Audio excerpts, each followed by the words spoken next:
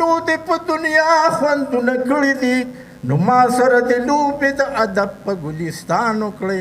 ای د عثمانزو خاورې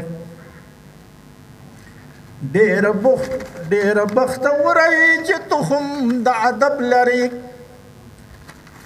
څه جوور نظر د غیر غمازو په مطلب لري ته په اشنا غر کې عجیبه غوندې لقب لري نو بل دې د جندي په اوبو لل مې د افغان وکړې ای د عثمانزو خاورې دلته اشملي بابا یو بل د ادب ستوري و نوم د بزرګۍ په د ځوانۍ د وخت نه پورې و خور یې په کوڅو د عثمانزو د مینې سوري و نو فکر مې دورې ورپسې پورته په اسمان وکړې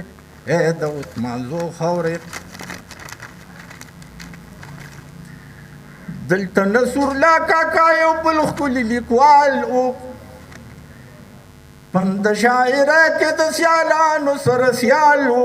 ښه خشته سړی و دا ادب په تندي خال و نو ډېرې هسماني دې د دې خلکو د رومان وکړې ای د عثمانزو خاورې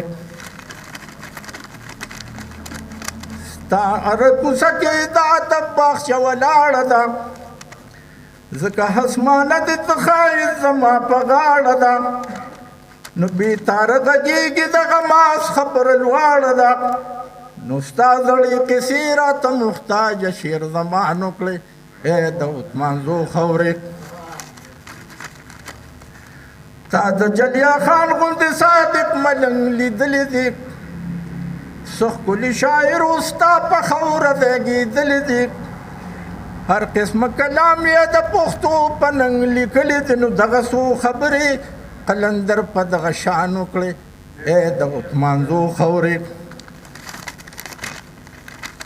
ډېره بختوره یې سیالی دې د جخان وکړې ای د عثمانزو خاورې تا باندې خړپوسې احمدي نو علي خان وکړې ای د عثمانزو خاورې وسلام